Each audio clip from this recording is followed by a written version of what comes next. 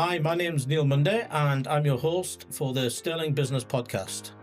The podcast is brought to you from Studio King Street here in the heart of Stirling. You can book our wonderful studio by going onto our website and making a booking that way, or sending an email to inquiries@studiokingstreet.com. Or you can simply pick up the phone and give Laura a call to make your booking. So, over to this week's episode of the Sterling Business Podcast. Welcome to the studio, Steve Jelfs, expert in resuscitation, specialist, been doing that for many, many years. And today we're going to talk about defibrillation in general. So, welcome to the studio. Yeah, thank you, Neil. It's a pleasure to be here, and I'm very grateful that you've given me the opportunity to come along and talk about what I do and the importance of defibrillation in treating sudden cardiac arrest.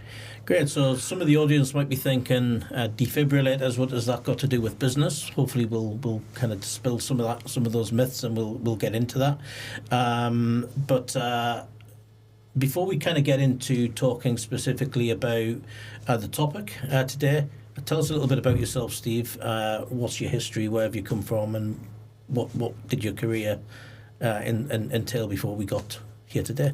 Well, as you tell, I'm not local, so I come from a place called Exmouth in Devon, which is a beautiful seaside place. Yeah, been there. And my first career was very much removed from what I do now. I went to catering college when I left school and did my chef qualifications, and then worked at the Savoy Hotel in London for a couple of years. Then I got quite disillusioned because of the money and the hours were pretty bad, and I joined the ambulance service in Devon, as I'd always been interested in all things medical since I was a youngster, really. And then for the next 23 years, I moved around the country on promotion and ended up in Dundee as Chief Ambulance Officer for Tayside. Then when I left the ambulance service, I became the Director of the Red Cross in Forth Valley for 5 years. And it was really during that time that I became involved more readily in defibrillation, although I used a manual defibrillator many times as a paramedic.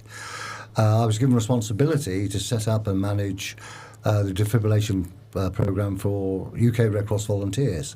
So I was sourcing manufacturers, setting up the protocols, implementing the program. And then I was headhunted by an American company, and I took on a international clinical role in 2001, and that got me all around the world, advising, training, providing clinical advice to our distribution partners. Around defibrillators. Around defibrillators and all things to do with CPR and resuscitation. And then the last few years, I've been just working on my own, just doing the odd bit here and there. Mainly raising awareness and education has been my main push on this. Right, okay, so fantastic cause. You know, we all need more people like you in our lives. And hopefully we'll continue to live longer as a result. So, so to be in a role like yours, you must be extremely passionate and dedicated to the cause of resuscitation and defibrillation. So, it must be a hugely fulfilling and a strange kind of way, right? So, what made you get into being, so passionate about this and doing what you do? Because you must be passionate to be wanting to put that message out and to advocate it to the masses. Yeah, I mean, it's very close to my heart, if you excuse the pun. I think it's my service in the ambulance service, dealing sadly with many sudden cardiac arrests and treating them, and many of them not surviving. And then when these automated external defibrillators came along, which are particularly manufactured for non-medical people to use, it sort of sparked that interest even further. And then that period in the Red Cross, when I was involved more deeply and more intimately, led me to really get real passion about the whole subject. So is that kind of part of the key here? It's non-technical people, Joe public, effectively being educated and trained as to how to use defibrillators. Is that really where the education is, as opposed to medical professional?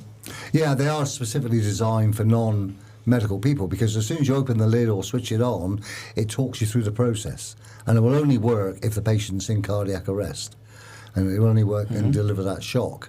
So they're ideal for you or me or anybody who's in a non-medical environment to use in a case of cardiac arrest, because in most cases a non-medical person will probably be the first one to come across a cardiac arrest.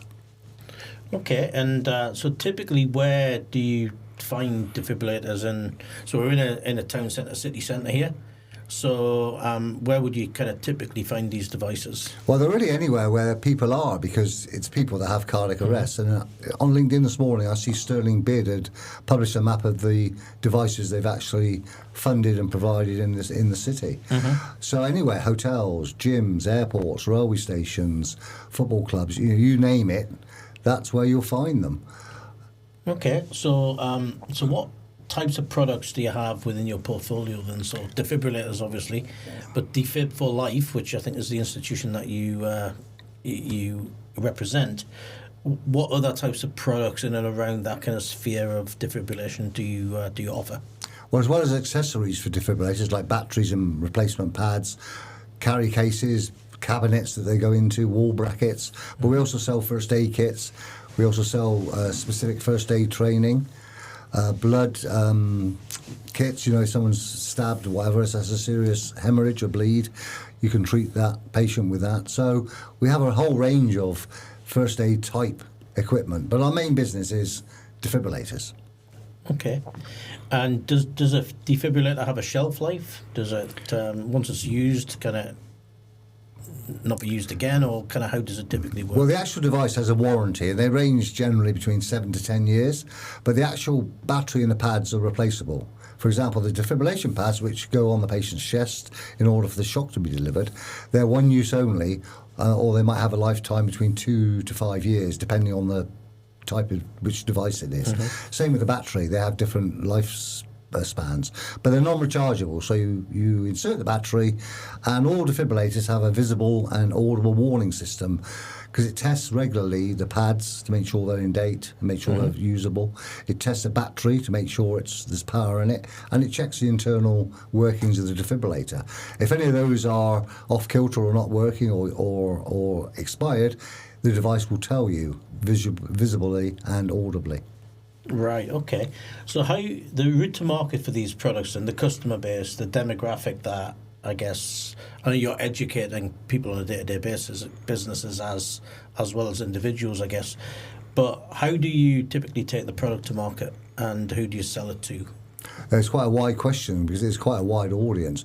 I would say most of our sales probably come from the website, because we have a big web presence, so people can go directly on the website and look at the devices and decide which one they want to purchase, depending on what their budget is, for example. Also, I'm talking to people all the time. For example, I was in an exhibition in Glasgow yesterday where there was a lot of interest on people looking at defibrillators. One of the problems we've got, though, is most people aren't really aware, or it's not in their consciousness, about cardiac arrest, because we all think we're immortal and we're never going to have anything happen to us, but it can happen to anybody at any time, at any age. So there's a very wide audience for people who can purchase them. And the British Standard Institute have just updated the BS standard for first aid kits for business, where they've now recommended having defibrillators or ADs as part of their first aid kit. So there's more, I think every day there's more and more understanding coming along, but we're not really there yet. I'd like to see more people understanding what the issues are and how we can help them with that. Yeah, I guess obviously the logical places would be shopping centres and high streets and places like that, where you have lots of footfall and people kind of mulling around on a daily basis, right? But I guess where I was kind of going with my question is, there's lots of small businesses, whether they be retail, small coffee shops, whatever. They would potentially see the cost of a defibrillator as a cost to their business, right? And they're struggling with things like business rates and things like that. So for me, I think a real value, and I'm sure this has been thought about, would be for businesses to potentially crowdfund together. So 3 shops in a row, there's a logical place on the high street to put a device. Do you see much of that? Do you get businesses working together to fund these types of devices? No, not to my. I've not heard of anything particularly in that respect, but I think that'd be a good way of doing it in a small street or a small collection of businesses. That would be a great way of providing it. And you mentioned BID or putting defibrillators, the business improvement district. I'm assuming you meant by that. What are they actually doing with regards to distribution? Well, I only read the post on LinkedIn this morning, so right. the actual mechanics of it, I'm not au fait with. Well, I'll certainly be looking into that. I'm a board member of BID, so but I hadn't heard of that, so that's interesting. Yeah, I mean, I did the same thing in Alloa when I was working for one company some years ago. In Alloa, the Clackmannanshire or Alloa BID, which whatever the name of it is, they purchased 12 defibrillators to place in various parts around Clackmannanshire in their business facilities. One of the problems we have, though, is 75 to 80% of cardiac arrest happen in the home. So we're only sort of scratching the surface with the public devices. Right. Okay. And the survival is very low. It's only between 8 to 10%, which means if you look at it the other way around, 92% of people are not surviving. Right. So until we crack somehow the home market in some way, then I can't see how survivors will increase. And education of how to, maybe a partner or whoever, or a child who's trying to kind of save a parent or grandparent, I guess, is education. It all comes back to education, right? Yeah, there was a very interesting report on Sky News this morning. Ross Kemp, the actor, was involved in talking about how people are reluctant to get involved when they see somebody collapse in cardiac arrest. Or get first aid in general. Yeah, absolutely. And I think it was something like 42% of people would only intervene. And I think that's my experience, particularly from when I was in the ambulance service. People are afraid to do something. Either they don't know what to do, they're afraid they'll make things worse, or they want to wait for the ambulance to arrive. But when you think that for every minute you delay defibrillation in cardiac arrest, survival falls by up to 10%, it really isn't an option wait for the ambulance. You really have to get someone in there, start CPR, chest compressions, get the nearest defibrillators, give them a shock, and save their life. And how are the government, Scottish government in particular, getting behind this? So they, in terms of that education, is it something that's at the forefront of their minds, do you think? Yeah, they've included it on all secondary school curriculums, CPR, not particularly defibrillation, but CPR. In fact, one of the things I'm doing, I've submitted a petition to Parliament around the need to make sure that all ADs are registered on the British Heart Foundation circuit. Now, that's the database that all UK ambulance services use. So if you ring up in 999, say someone's had a cardiac arrest, they'll tell you where the nearest defibrillator is. Now, one of the problems is when people buy defibrillators, they don't always register it in the database. So though there's something like 5,000 to 7,000 defibrillators in Scotland, there's a hell of a lot more that aren't registered, so you might not be getting the latest information. And the other thing that people do with all good intentions. How do you register it then? Do you register it with you can do it online. The central body? You can do it online, the British Heart Foundation, the circuit database. And the other problem is people with all good intentions who buy a defibrillator, and as I said before, the defibrillator will visually and audibly tell you if there's a problem. They don't bother and check it. So they might go on the wall of the cabinet for months and then not even notice there's an issue. Yeah, it's like a fire alarm in a building. You'd regularly do a test every week to make sure it works. So the second part of my petition is for the Scottish Government to look at legislation, one, so that people register them, and two, that they regularly maintain them, because there's a legislation around firefighting equipment, but there's only 30 to 40 deaths a year from fires. There's 3,800 deaths in Scotland a year from cardiac arrest. So to me, there's a bit of a illogical approach there. So I've been speaking to Keith Brown, the local MSP. He's very supportive, and I say I've submitted this petition to Scottish Parliament, so I'm just waiting for feedback to see whether what's going to happen with it. Right, okay, good. So actually that last topic you just talked about, what would a typical package look like from Defib for Life in terms of product, service, training? Well, we can offer the whole range, as I mentioned. Generally, when people look to buy a defibrillator, if it's, say, for an internal building like this, for example, you'd have the defibrillator, which comes with a set of pads and the battery.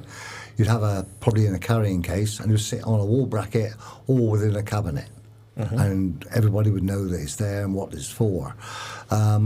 We provide two types of training. One is I sometimes do an awareness training. So if someone buys a defibrillator, I'll come along and do an hour awareness training just to go through the product and let them see how simple it is to use and do a bit of CPR. We also offer an annual maintenance contract. that we will come along, clean the device, check the pads, check the battery, make sure everything's working fine. So that's an optional thing that we can do as well. And we also do some longer training courses around things like the unconscious patient, how to use a defibrillator, how to do CPR. So we've got a whole range of different packages that we can offer customers depending on their requirements. Right, okay.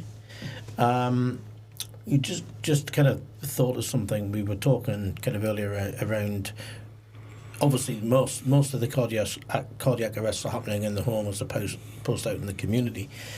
There's little we could probably do with, the kind of point about the kind of piece in the home, but around the community, the BID are launching something called the Digital Town Hub. It's an app for Stirling, so it's for Stirling as opposed to, Clackmannan and Shire or the wider Forth Valley. But it's maybe something that can be used as a point of reference to show where all the defibrillators are across Stirling, for example. So it's another vehicle. It's going to be the interface for all businesses to interact and all residents and what have you to interact with Stirling on to see if there are events happening and where I need to go for this or to go for that. Maybe there's a vehicle there to get the message out and the network of defibrillation across Stirling in particular. Yeah, there's already a thing called Defib Finder, which is a mapping of all the defibrillators in a certain postcode. But it's only as good as the data that's in there, of course. I'm sure there are a number of devices that aren't shown in that. But it's maybe, database. I'm thinking about more of a vehicle to market defibrillation across Stirling. Yeah, I think anything that backs that up and can help, raise awareness has got to be a good thing. And I think there are many, many defibrillators out there that are in the community. You'll see them on the wall of the church or the town hall or the community hall. Business-wise, we don't have so many in the business premises. And I think there's an opportunity there for that type of approach. Yeah, right, okay. So I think you've answered this question anyway. I was going to ask you, do you need to be proficient in first aid, but in general, so you don't need to be a trained first aider to use a defibrillator? No, there's no training required to use a defibrillator because it tells you what to do. And you can't make a mistake. Pretty much. So there's no requirement for I training. just imagine it's like a bit of a YouTube clip of just kind of explaining exactly how you do this, do that, do this, do the other. And yeah, as soon as you switch it on, it will tell you exactly what to do. Make sure 999's called, et cetera, et cetera. So you just have to follow those voice prompts. It's very, very simple. So, Steve, if coming to the kind of end of our conversation here, so if you had a magic wand that you could wave, where would you like to see the world in years to come from a defibrillation point of view? What would utopia look like for you? I think, as I said before, it's getting involved in the 75 to 80% of people that die or have a cardiac arrest in the home, and how we tackle that. But the more defibrillators are out there, the more potential there is to save life. And in addition to that, I would like to see more people trained in basic CPR, because it's something like 40%. It's not a huge amount of people, really. So the more that people would go for first aid training, including CPR, and see a demo of a defibrillator and see how easy it is to use, that would be great. And I think it's brilliant. And you maybe have less of the people just walking past the incident when they see it. Yeah, we're not doing anything, absolutely. Because they're scared, effectively. And it's understandable, because I can remember being a paramedic. It's very stressful as a professional. So you can imagine the stress on a bystander or someone who's never dealt with a cardiac arrest before, especially if it's a friend or a member of the family.